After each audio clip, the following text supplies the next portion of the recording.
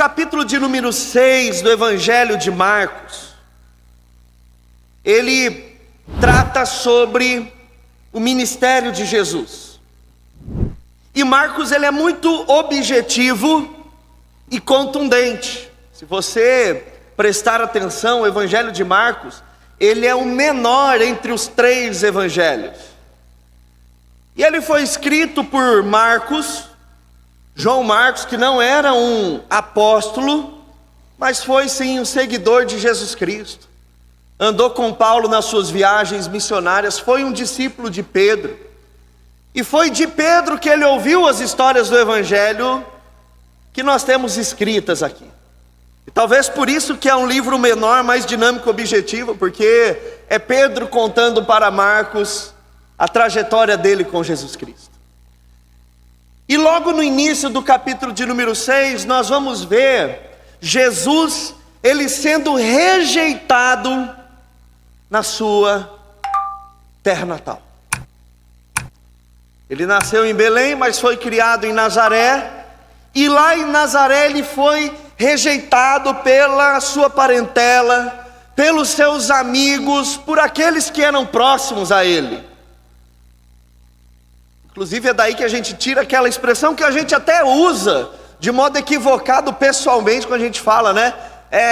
Nenhum profeta é bem aceito na sua própria terra, ele não faz diferença. Talvez você já tenha usado isso com o seu marido ou com a sua esposa. Aqui em casa mesmo não adianta, ninguém vai me reconhecer.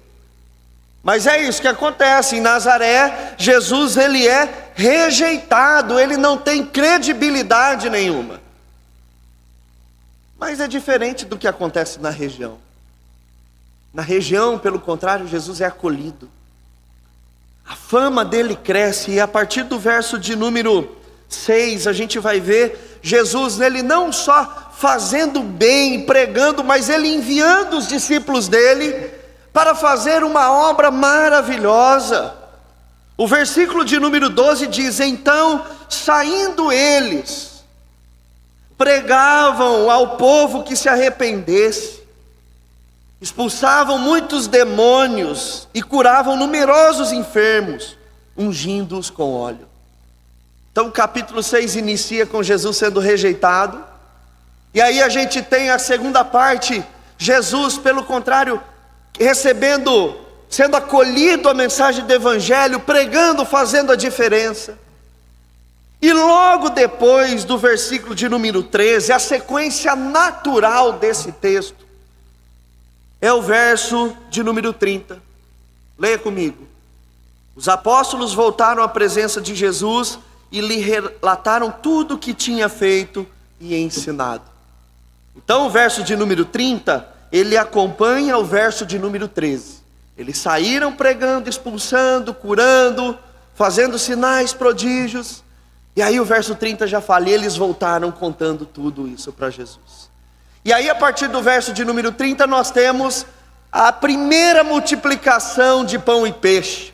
O grande banquete que Jesus fez no deserto.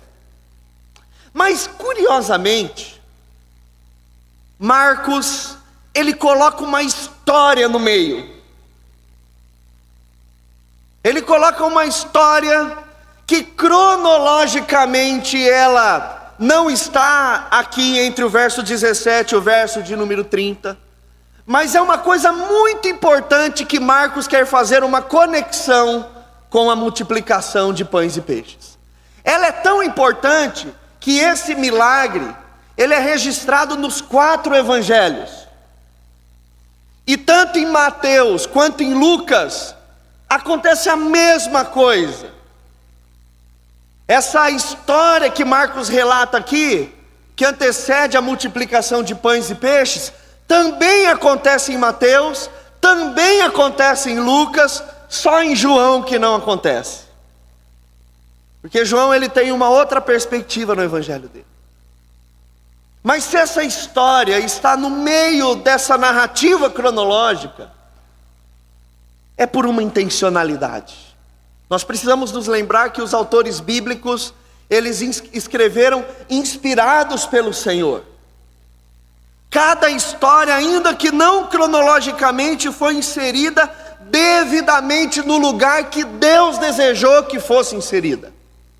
Nós não estamos num livro de histórias aleatórias colocadas sem alguma intencionalidade da parte do Senhor. Pelo contrário, Deus inspirou os escritores dos evangelhos para que eles colocassem os acontecimentos devidamente no lugar onde eles deveriam aparecer. E é só entendendo essa primeira história que os nossos olhos se abrem para entender melhor a multiplicação de pães e peixes. Olha só o verso de número 14. Isso chegou aos ouvidos do rei Herodes. Esses sinais que os discípulos estavam fazendo e Jesus estava fazendo, chegou aos ouvidos do rei Herodes. E aqui é importante a gente saber que a Bíblia, ela vai falar pelo menos de 4 reis Herodes. Herodes o Grande, que promoveu aquela matança das crianças, quando Jesus, ele predita a vinda dele. Os irmãos se lembram, Herodes Grande. Aí ele morre.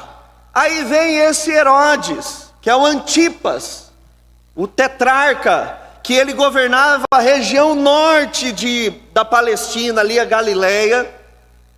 Depois nós temos em Atos o Herodes Agripa I, que foi aquele que matou Tiago, o apóstolo Tiago. E depois o Herodes Agripa II, que lá no final de Atos você vai ver ele ouvindo a defesa de Paulo. Então nós estamos aqui diante de Herodes Antipas, que era o tetrarca que governava a região da Galileia, onde estava acontecendo esse movimento de Jesus. Aí continua o verso 14: porque o nome de Jesus havia se tornado conhecido. Ele era o rei. Um outro nome conhecido podia ficar muito perigoso. E alguns diziam: João Batista ressuscitou dentre os mortos, e por isso forças miraculosas operam nele. Outros diziam: é Elias. Ainda outros diziam: é um profeta, como um dos antigos profetas. Lembra lá em Mateus, quando Jesus pergunta aos discípulos: quem dizem que eu sou? Uns dizem que é João Batista, Elias ou um dos profetas. Parece que isso era um negócio meio que popular lá a respeito de Jesus.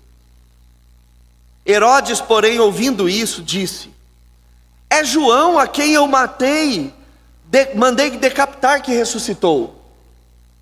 Aqui começa essa história que Marcos coloca de modo intencional. Porque Herodes está apavorado com a ideia de que alguém que ele mandou morrer, matar, decapitado, ressuscitou. Será que ele virá para me atormentar?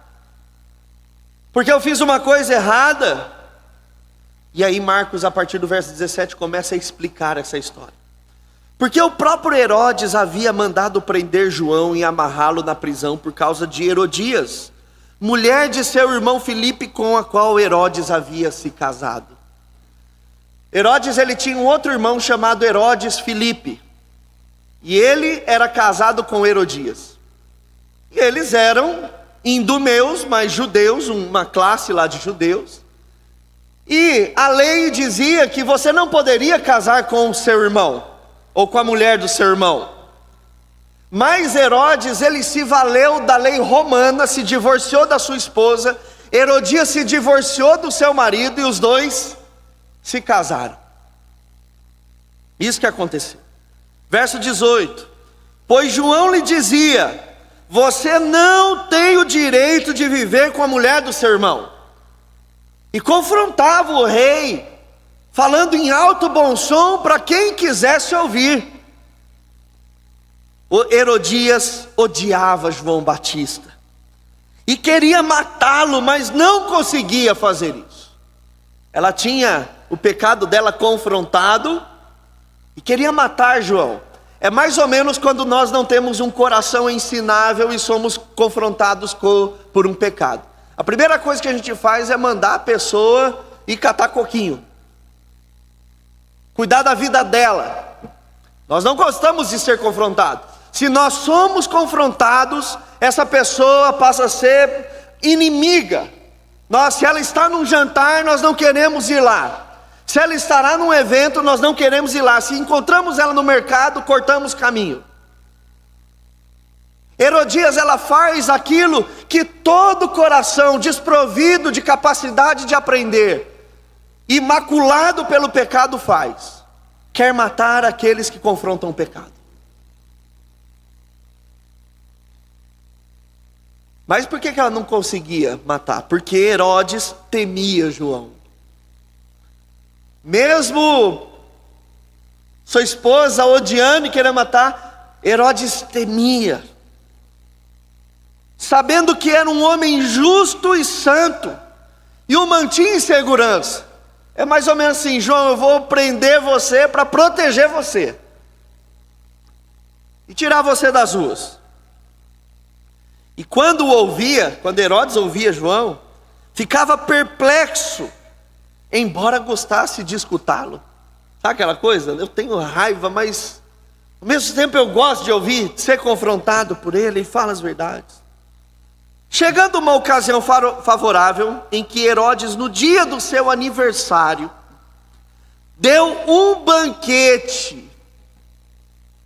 Assim como a gente gosta de comemorar os nossos aniversários, fazendo uma festa. Tem gente que não gosta, mas tem gente que gosta de se dar presente, fazer aquele jantar maravilhoso, churrasco. Mas ele deu um banquete. E ele, como não tinha muita segurança em si mesmo, no seu reinado, o que ele faz nesse banquete? Ele convida as autoridades, aos oficiais militares e as pessoas importantes da Galileia.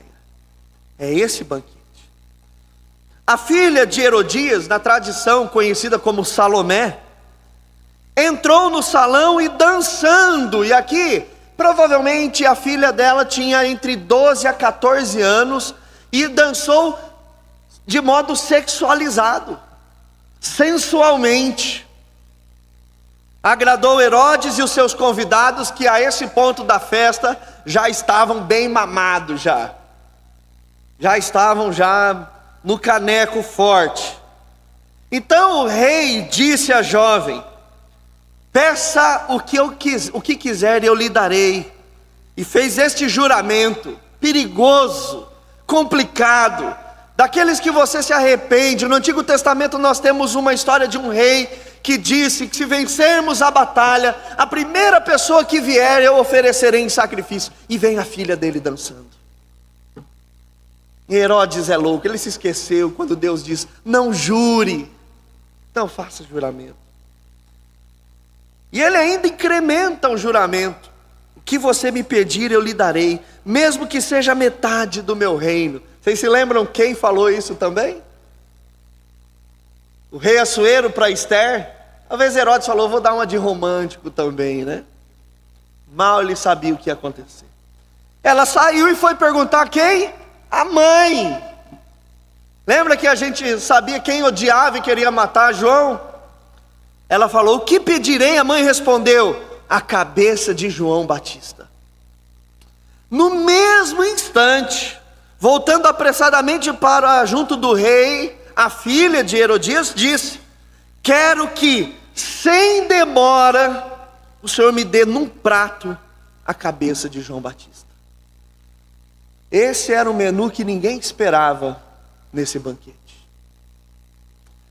O rei Herodes ficou triste, mas por causa do juramento, afinal, ele disse na frente de todo mundo: agora tem que ser homem para bancar.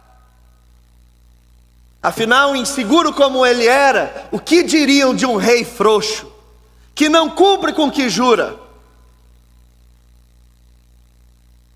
O rei ficou triste, mas por causa do juramento dos que estavam com ele à mesa, não quis negar o pedido da jovem. E enviando logo o executor, mandou que lhe trouxessem a cabeça de João.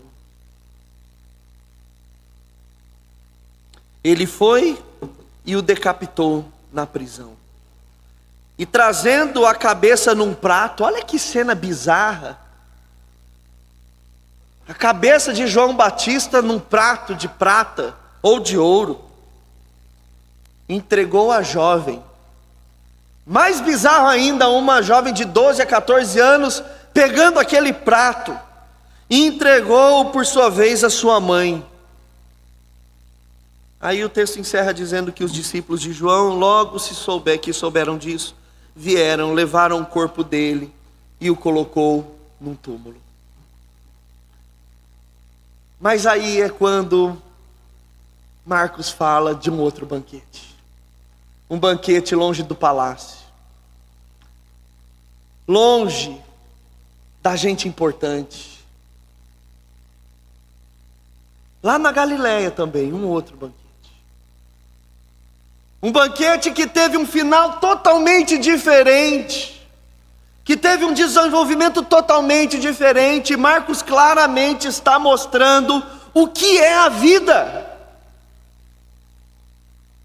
Quais são os banquetes da vida, como eles se dão, se movimentam e o que eles proporcionam.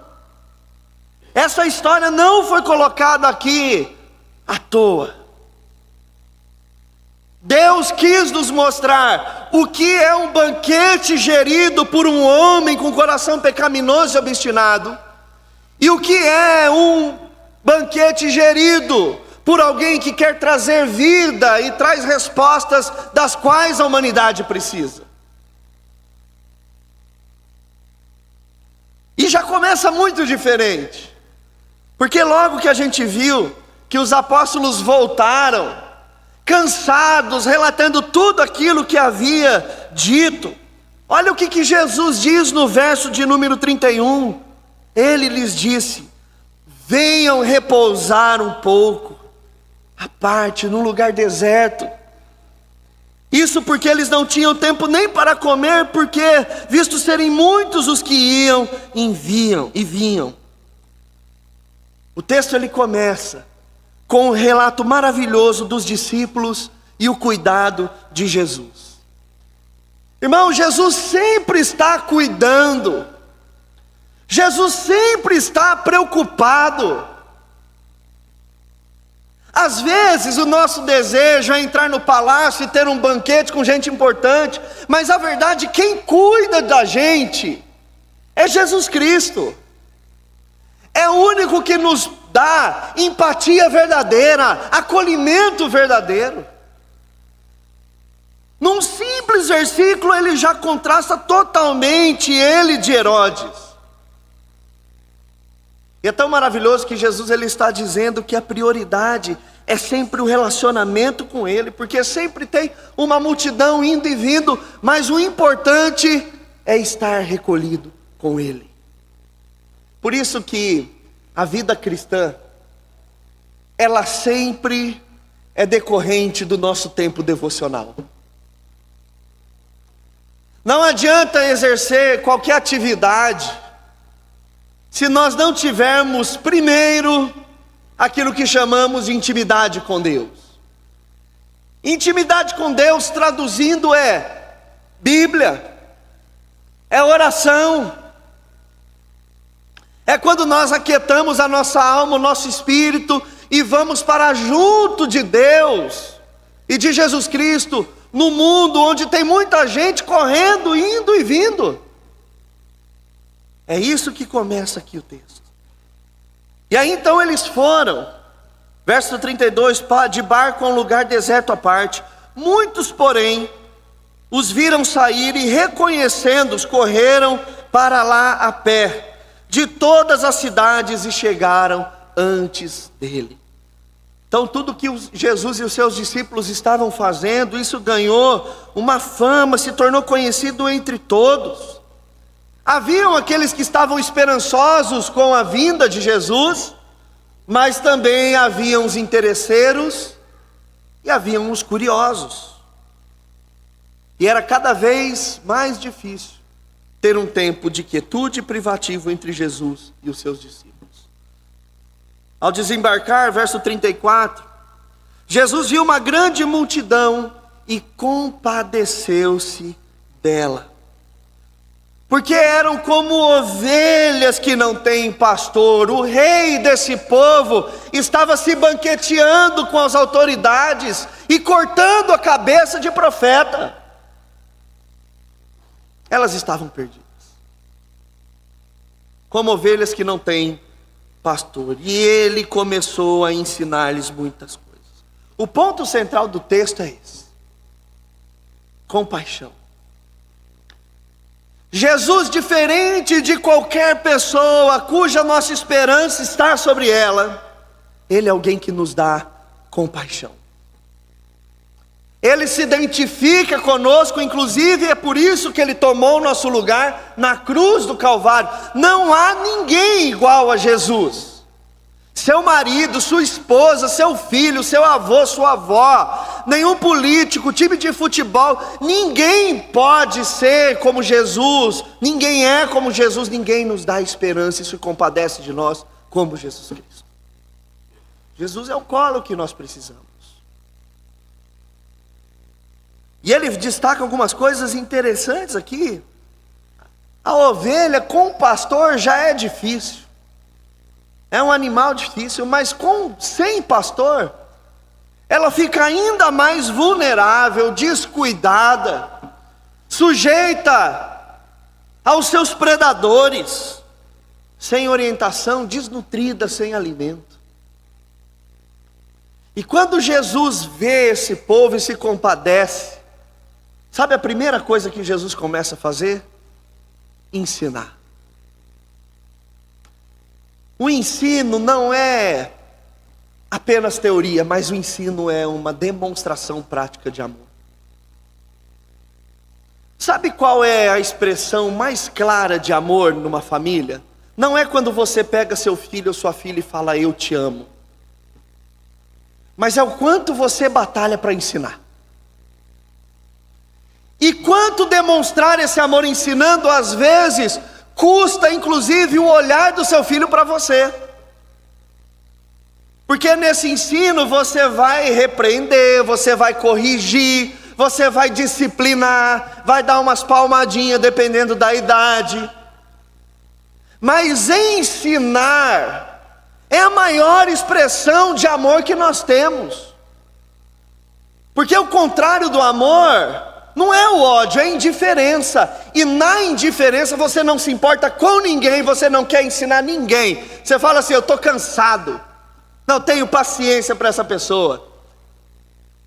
Deixa ela fazer errado, ela vai bater a cabeça e... Mas quando Jesus se compadece, a primeira coisa que ele faz é ensinar. Se nós queremos ser uma igreja amorosa, o que nós temos que fazer primeiro é ensinar. Ensinar. Jesus não foi lá e começou a abraçar todo mundo, ou já começou a dar pão e peixe. Primeiro ele ensinou. Verso 35.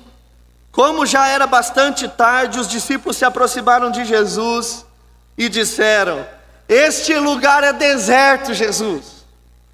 A gente não está no Világio Mall, não estamos no calçadão, e já é bastante tarde.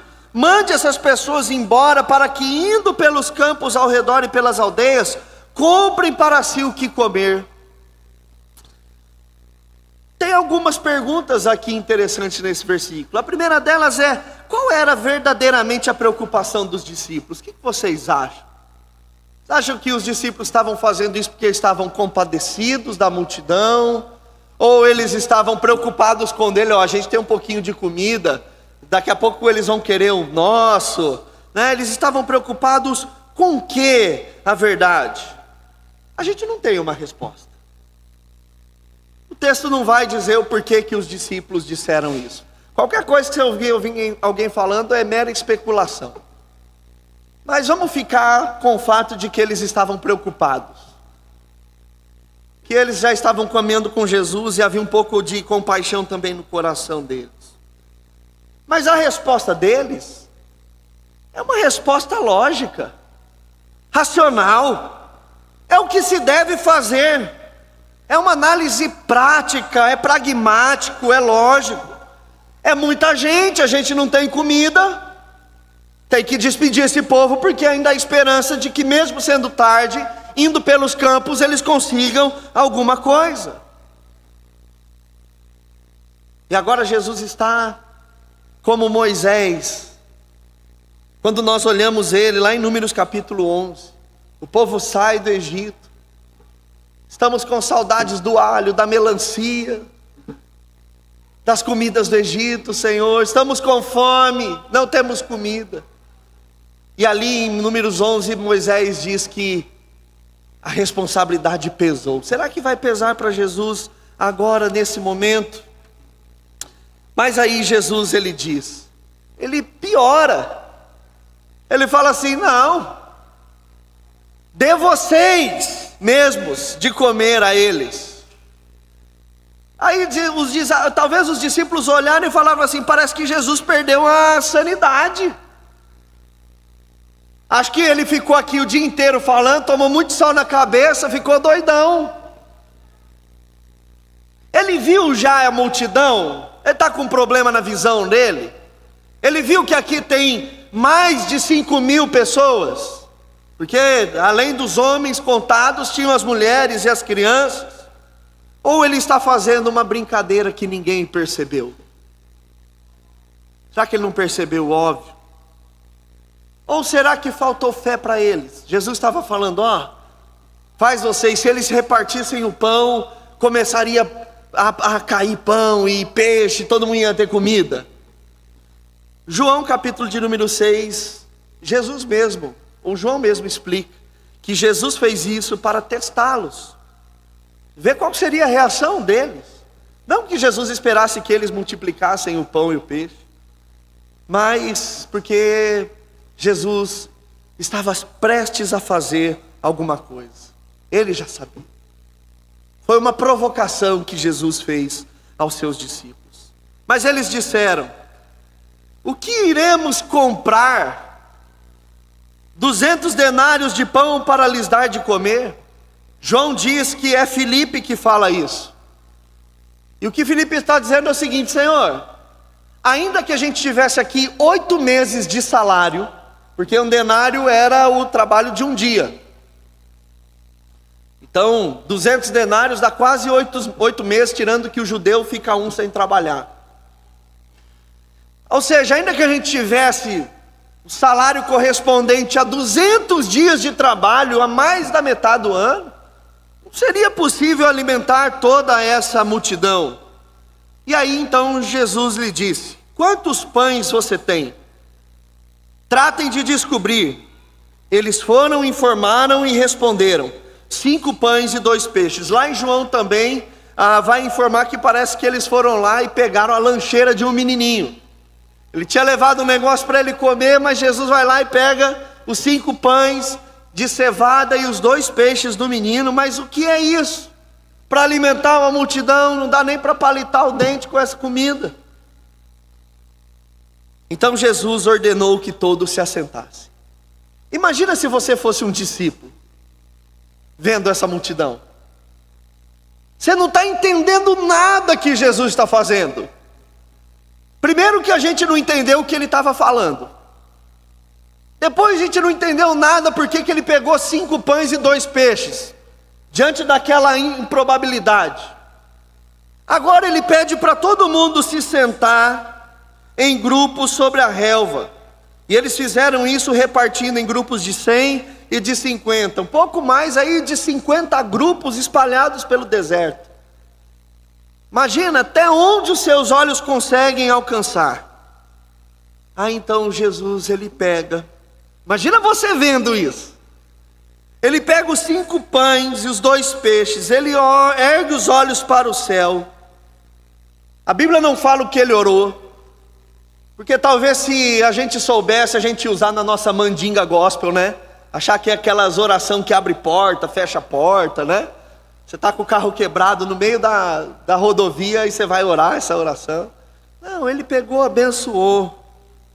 Depois partiu os pães e deu aos seus discípulos para os distribuíssem. E também repartiu os peixes entre todos. Ai, que loucura! É uma loucura, isso é um absurdo. Como é que começou a surgir pão e peixe? A explicação mais provável é que eles iam na mão de Jesus e pegavam da mão dele. E a hora que ele partia, o pão não ia acabando. E os discípulos iam então distribuindo. Existe uma linha aí que viaja na maionese que diz que na verdade a atitude de Jesus inspirou aquelas pessoas que tinham sim comida guardada, e eles começaram a ser generosos, e que não houve uma multiplicação, mas houve uma distribuição do que se tinha. Balela. Aqui é milagre mesmo, a coisa aconteceu de um modo que ninguém estava acreditando. Eu imagino as primeiras pessoas que pegaram esse pão, pondo na boca e vendo se era real ou era alguma imagem, alguma miragem. Como isso aconteceu? Como isso aconteceu? E eles não distribuíram isso em cestos, porque o cesto só aparece no final, quando Jesus manda eles atrás de cesto para recolher o que havia sobrado. Mas esse inclusive é o modus operandi da ceia. Quando Jesus ele vai partir o pão na ceia, ele faz isso. Jesus partiu o pão, distribuiu aos seus discípulos. Virou algo maravilhoso também quando nós nos reunimos.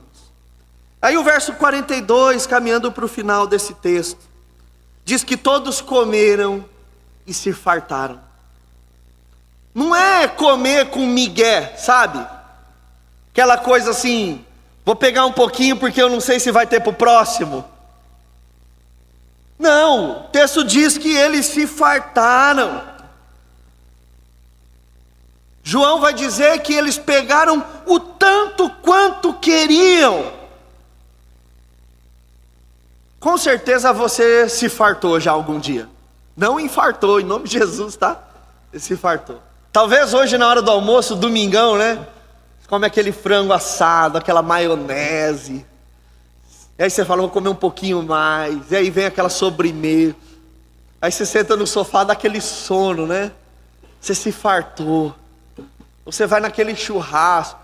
Ou no rodízio de comida japonesa, que é caro. Aí você tem que se fartar mesmo, né? Você não aguenta mais, você tem que pegar, porque custou cada centavo seu. Como é gostoso você comer e se fartar.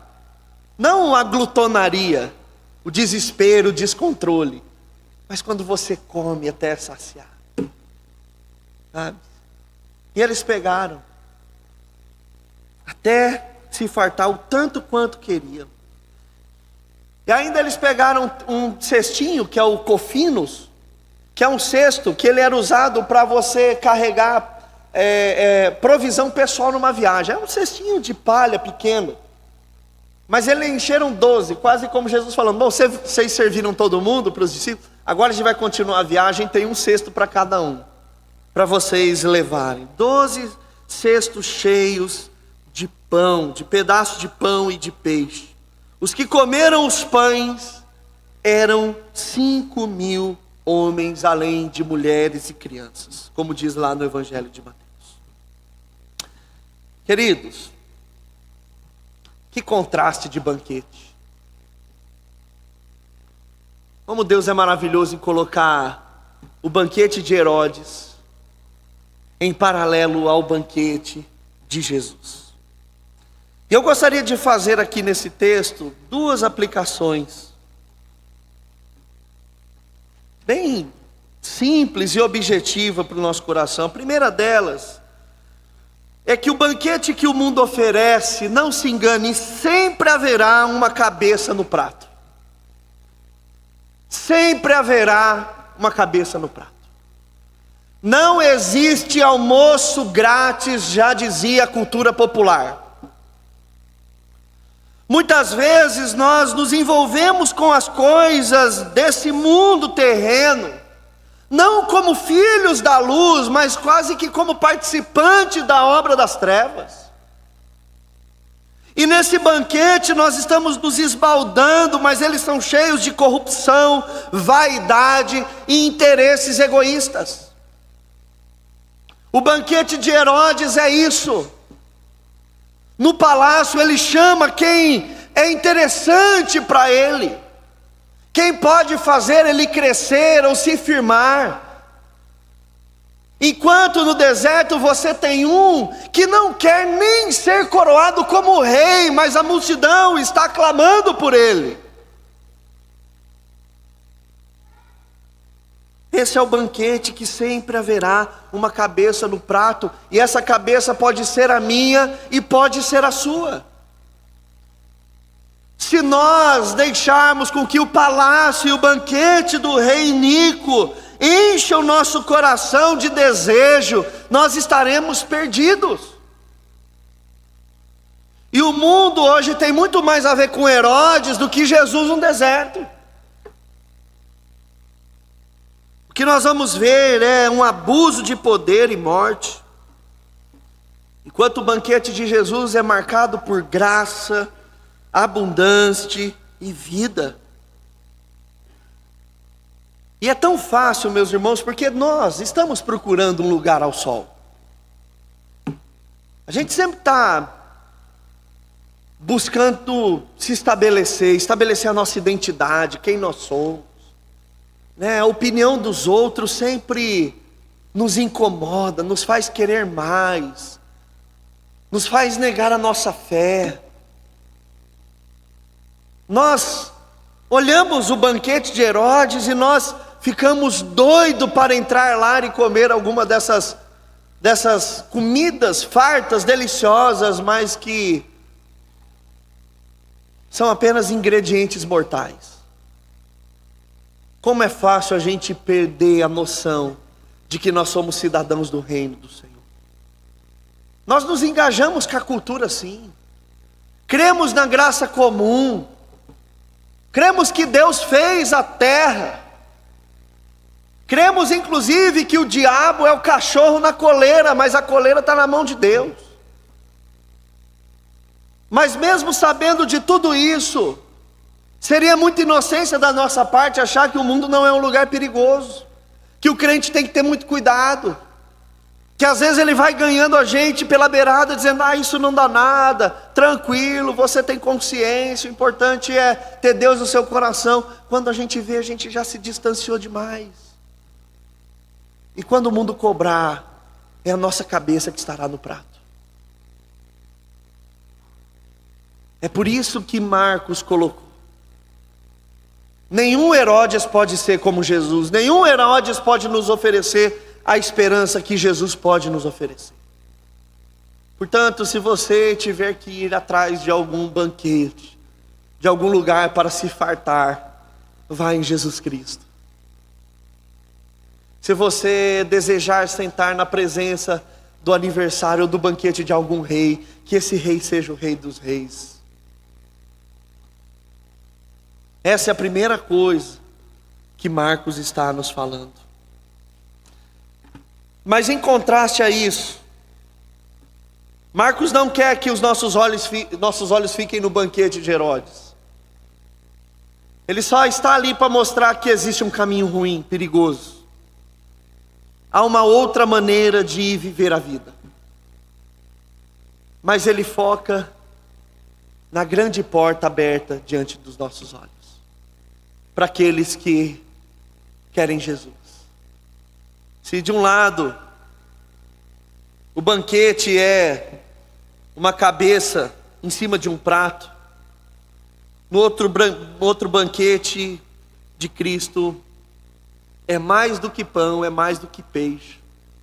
Nós vamos ter vida abundante. E Jesus, ele é muito diferente, meus irmãos, porque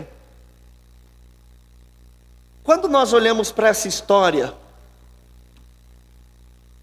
bíblica, ela tem um estereótipo interessante nas histórias infantis, na Bíblia infantil. Geralmente, quando você pega uma Bíblia infantil e vê essa história, Jesus está ali reunido com um monte de famílias e crianças felizes ao redor dele. Mas tinha uma coisa interessante por trás. A Galileia, ela era a ponta da lança de Israel contra Roma. No ano 6 depois de Cristo, surgiu um homem chamado Judas, o Galileu, inclusive que ele é mencionado no livro de Atos, capítulo de número 5. E ele foi meio que o líder dos zelotas. Os zelotas eram conhecidos como a facção das adagas. Eles matavam os romanos, sentavam motim. E a sede disso era na Galileia. E essa multidão está ali porque elas querem que Jesus se torne o líder guerrilheiro, militar, populista. Eles chegam antes de Jesus porque no meio daqueles que queriam esperança, tinham aqueles que estavam com os olhos cheios da politicagem da Galileia. E eles querem fazer de Jesus rei forçadamente, é o que diz lá no Evangelho de João. Mas sabe o que Jesus faz? Ele pula fora. Jesus ele pula fora porque ele não é movido pela intencionalidade ou pelos anseios do povo. Ele vem trazer vida, e vida em abundância e esperança, mas não no reino terreno, mas a nossa esperança para todo sempre. Em João capítulo 10, versículo 10, Jesus disse: eu vim para que vocês tenham vida, e vida em abundância, para que vocês tenham peixe, pão de sobra para a vida de vocês. E peixe e pão aqui não é só questão material, mas existe algo além disso, que muitas vezes não enche mais o nosso coração: o reino de Deus. Quantas vezes na nossa semana nós nos pegamos sonhando, contemplando e falando assim: que dia vai ser quando Ele voltar? Que dia vai ser quando eu estiver no alto com Ele, vivendo para todo sempre, na eternidade? Parece que o diabo e o pecado têm roubado isso de nós. Há aqueles inclusive que temem que o céu será um lugar monótono, chato. Que tristeza quando vemos crentes em Jesus Cristo que já não ficam empolgados mais com o reino dos céus, que consideram a terra um lugar mais interessante do que o céu. João capítulo 1, verso 16. O próprio João, não Batista, o discípulo, ele disse: porque todos nós temos recebido da sua plenitude, e graça sobre graça. Irmãos, essa compaixão de Jesus que nós vemos aqui, diferente de Herodes que nós vemos aqui na multiplicação dos pães e peixes, ele mostra a forma como ele supre as necessidades do ser humano, muito diferente daquilo que o mundo pode ofertar, e de forma distinta de Herodes, que o único e verdadeiro propósito é se reforçar na posição diante das multidões, sem ministrar as necessidades dessa. Jesus não, Ele libera a vida, Ele perdoa aqueles que não sabem o que estão fazendo. Amou e perdoou aqueles inclusive que o crucificaram. E no final da história, nós sabemos qual banquete ficou famoso. O de Herodes quase ninguém se lembra, mas o de Jesus é impossível de se esquecer. Nós devemos, meus irmãos, escolher em qual mesa, em qual banquete nós queremos nos alimentar. O da ostentação, do pecado, onde no final a nossa cabeça será colocada num prato de prata, ou na suficiência e na provisão de Cristo Jesus. Marcos 10, 42 ao 45. Jesus ele disse, chamando-os para junto de si, os seus discípulos disse: vocês sabem que aqueles que são considerados governantes sobre as nações, os Herodes da vida,